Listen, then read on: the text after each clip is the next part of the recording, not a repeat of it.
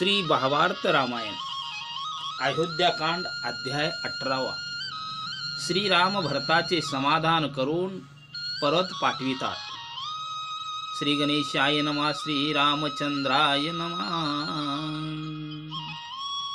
पुढे नाथ महाराज म्हणतात की मागील अध्यायामध्ये श्री वाल्मिक ऋषीने भरताचे समाधान केले। त्यानंतर भरताने श्रीरामांच्या जवळ येऊन आलिंगन दिले आणि सद्गदित होऊन भरताचे चित्त आनंदाने नाहू लागले।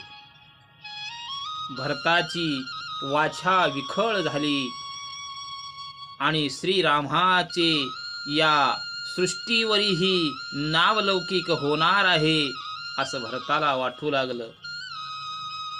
आणि भरत म्हणू लागला, हे दादा, मी प्राण देण्यासाठी तयार होतो, आता मला क्षमा करा।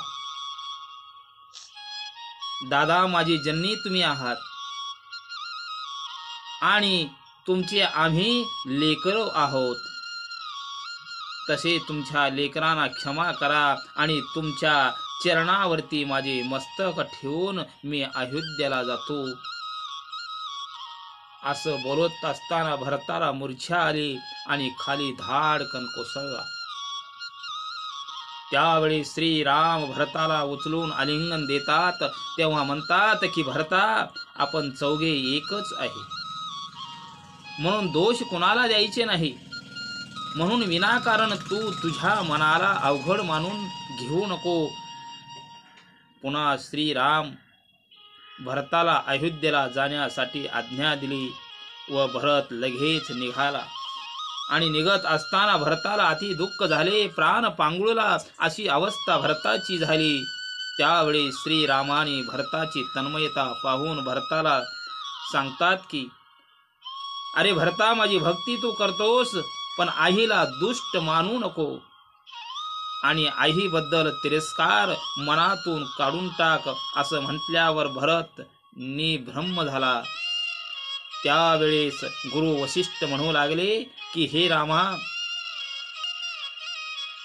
तुझ्या पायामध्ये पादुका न घालण्याचे कारण म्हणजे सर्व माती दगड याचा उद्धार करण्यासाठी घालत नाही, म्हणून हे पादुका तू भरताला दे। आणि श्रीरामाच्या पादुका भरताला दिल्या आणि भरताला आनंद झाला आणि पादुका डोक्यावर घेऊन भरत निघू लागला। त्याच वेळेस भरत म्हणतात, भरत शत्रुघ्न दोघेही श्रीरामांना नमन करून गुरु वशिष्ठाला वंदन करून श्रीरामांच्या पादुका भरताने आपल्या डोक्यावर ठेवल्या आणि श्रीरामांना म्हणतात की हे रामा, तुमची भेट झाल्याशिवाय मी तुमच्या पादुका डोक्यावरून खाली उतरवणार नाही, कारण तुमच्या पादुका म्हणजेच माझा परमात्मा आहे। असं म्हणून भरत पुन्हा श्रीराम व वशिष्ठांना वंदन करून निघतात।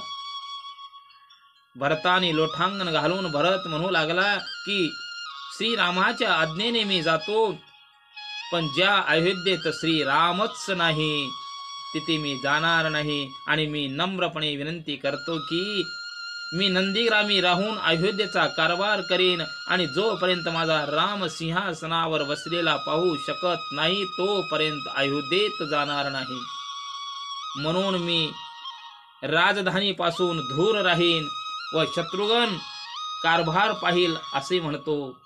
आणि तुमचे पादुका माझ्या डोक्यावरती आल्यानंतर मला तुमच्या दुःखाचे निराकरण झाले आणि मला तुमच्या पादुकामुळे सदा आनंद वाटेल आणि तुम्ही जोपर्यंत मला भेटत नाही तोपर्यंत तुमचे पादुका माझ्या डोक्यावर घेऊन आनंदाने राहीन। मग त्यावेळेस भरताचे बोलणे ऐकून श्रीरामांना आनंद झाला व श्रीरामाने भरताला शत्रुघ्नाला आलिंगन दिले आणि श्रीराम म्हणतात की हे भरता, 14 वर्ष 14 दिवसांनी मी तुला नक्की भेटेन असे वचन दिले आणि ते भरताला पटले आणि दोघांचे ऐक्य झाले। म्हणून श्रीरामाने चित्रकूट पर्वताला बांधव असे नाव दिले आणि श्री राम लक्ष्मण व सीतेला नमस्कार करून दिव्य रथावरती पादुका ठेवून दोघे भाऊ निघाले व श्रीरामाने कौसल्या व सुमित्रेलाही समाधान करून त्यांनाही पाठविले व सर्वजण सुखी झाले आणि सर्वजण अयोध्येला निघाले आणि प्रयागाच्या ठिकाणी भारद्वाज ऋषीला भेटून सर्व हकीकत सांगितले आणि श्रीरामाच्या पादुका भरताच्या डोक्यावरती पाहून भारद्वाजाला आनंद झाला आणि भरताला आलिंगन देऊन भरताला आशीर्वाद दिले आणि तेथून अयोध्येला निघाले आणि गंगा तट उतरून गोहकाच्या घरी भरत आले तेव्हा भरताच्या डोक्यावरती श्रीरामाच्या पादुका बघून गोहकालाही आनंद झाला आणि गोहक आनंदाने नाचू लागला भरताचे गुणगान गाऊ लागला आणि भरत अयोध्येत आले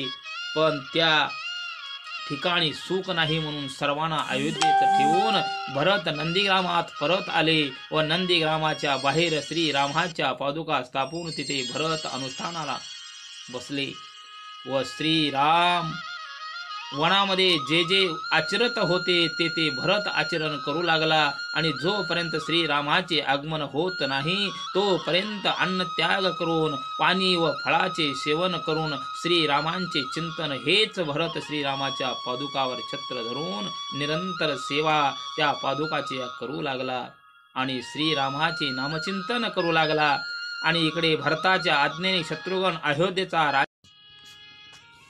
राज्य कारभार करू लागला आणि इकडे भरत नगराच्या बाहेर भरत मुनी वेशात बसले त्यामुळे अनेक ऋषीवर्य तिथे येऊ लागले आणि अनेक देशाचे राजे येऊन श्रीरामाची कथा ऐकू लागले आणि भरताच्या मुखातील रामायण ऐकल्यानंतर सर्व लोकांना समाधान वाटू लागले त्यामुळे सर्व लोक आनंदित झाले आणि देशोदेशीचे राजे उपावने घेऊन भरताची भेट घेऊ लागले आणि सर्व राजे गज घोडे रत्न घेऊन येऊ लागले आणि श्रीरामाचे नामस्मरण घेत असल्यामुळे सर्व लोकांच्या मनामधील क्रोध मावळून गेला आणि भरत श्रीरामाच्या नामस्मरणाने निष्काम झाला आणि सर्व राज्यांना धन देऊन